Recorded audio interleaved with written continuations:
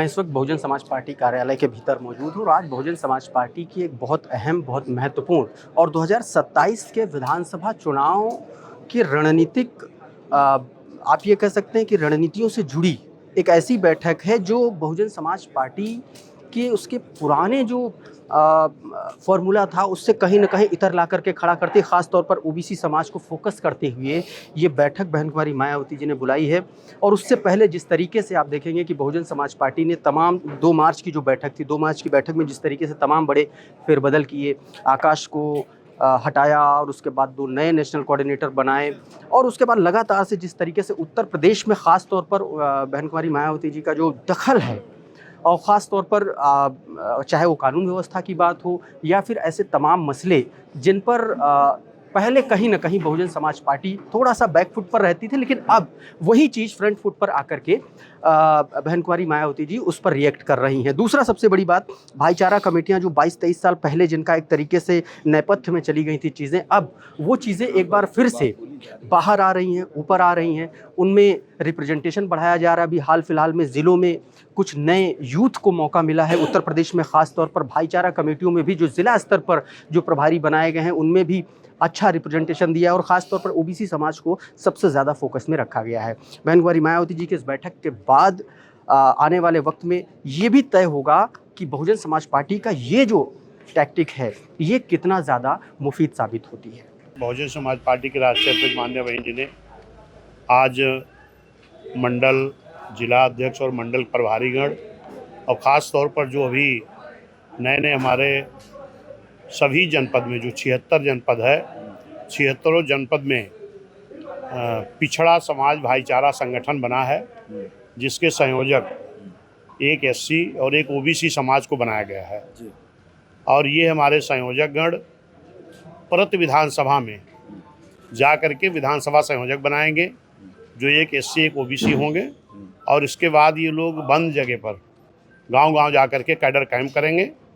Bahujan Samaj party ने जो पिछड़े समाज के लिए कार्य किया है, बहन जी सरकार में थी जो पिछड़े समाज के लिए काम किए हैं, और जो तमाम ऐसे पिछड़े समाज के लोग थे जिनको वोट का अधिकार तो बाबा साहब दे के चले गए थे, लेकिन वोट पड़ना शुरू हुआ 1952 में। अच्छा। और 84 में बीएसपी बनी है। इसके पहले लगभग 78 ऐसी जाति जो पिछड़े समाज के लोग थे जिनको चुनाव लड़ने को नहीं मिला था। मैं धन्यवाद देता हूं माननीय कांसी राम साहब को, माननीय बहन जी को, जिन्होंने सर्व समाज के साथ साथ उन 78 ऐसी जाति के लोग थे जो चुनाव लड़ने को नहीं पाए थे, उनको बहुजन समाज पार्टी के नेता माननीय साहब माननीय बहन जी ने चुनाव भी लड़ाया।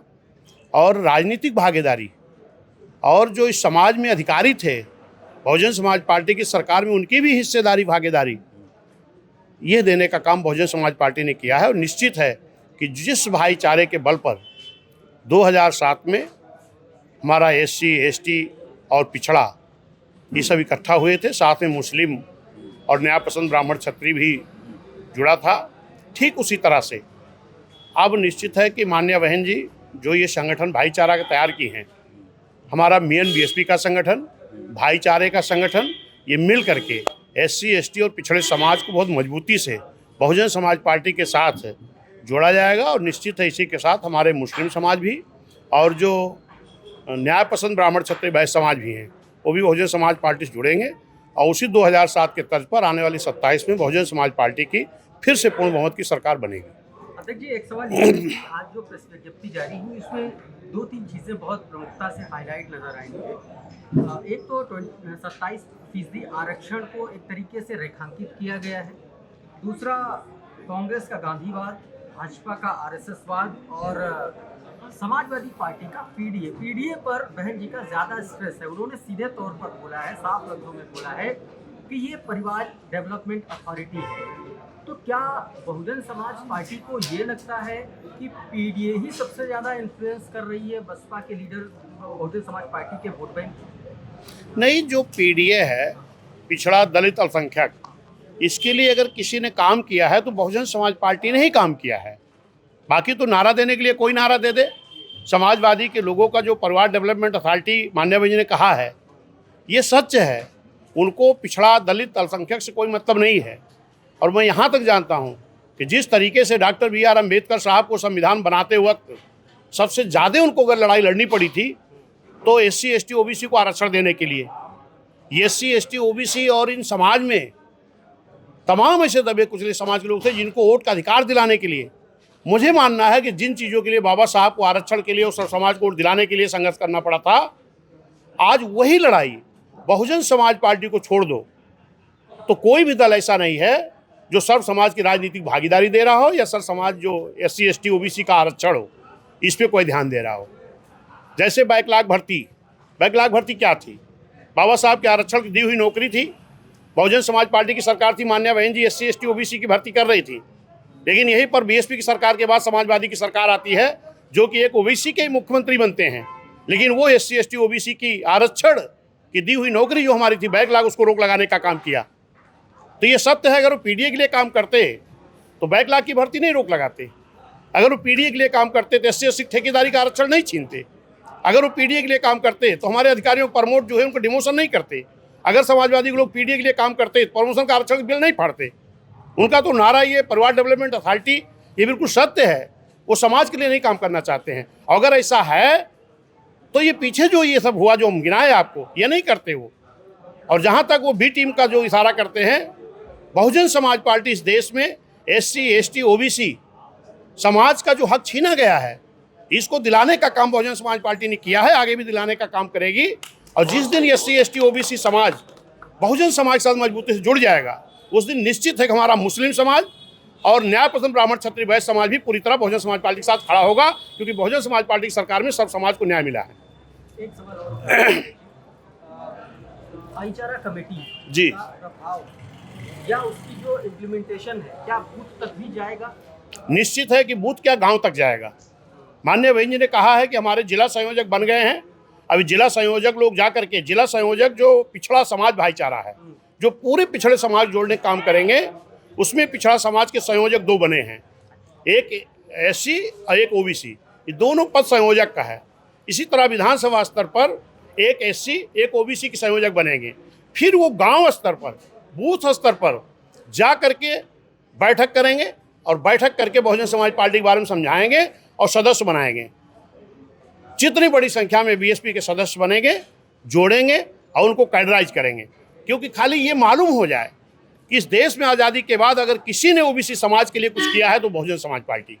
नारा चाहे जो देते हों, बात चाहे जो करते हों, लेकिन सच्चाई में जाएंगे तो बहुजन समाज पार्टी के अलावा किसी ने, खास तौर पर पिछड़े समाज के लिए, इनके लिए तो किसी ने कुछ नहीं किया। और ये बताने की ज़रूरत है, क्योंकि मैंने देखा कि बहुजन समाज पार्टी की सरकार में जिन नेताओं के, मानव साहब भाई जी ने जिन नेताओं को तैयार किया था, वो नेता लोग कुर्सी के लालच में, बेटी बेटा को आगे बढ़ाने के चक्कर में आज वो बहुजन समाज पार्टी को छोड़ के चले गए। और कुछ लोगों ने अलग होकर के जाके दल बना लिया।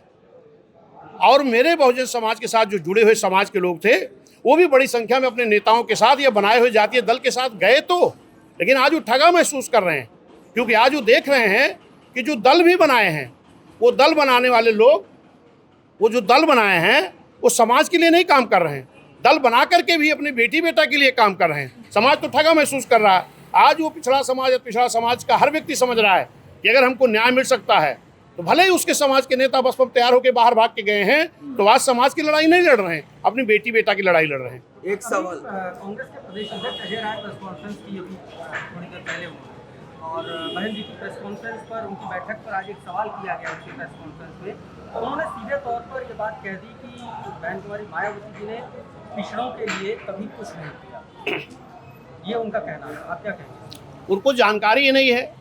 समाज कल्याण से अलग करके पिछड़ा वर्ग कल्याण निगम किसने बनाया? बहन जी ने। पिछड़ा वर्ग कल्याण विभाग किसने बनाया? बहन जी ने। महिला आयोग का गठन देश की आज़ादी के बाद पहली बार किसने किया? बहन जी ने।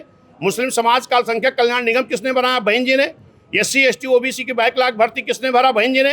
अगर ये कांग्रेसी लोग इतना ही किए होते तो इस देश में बैकलॉग आज खाली न बचता। सबसे ज़्यादा अगर सत्यानाश करने का काम किसी ने पिछड़े समाज का किया है तो कांग्रेस ने किया है। काका कालेलकर के आयोग की रिपोर्ट 1953 में बनी थी, 57 में रिपोर्ट आ गई। अगर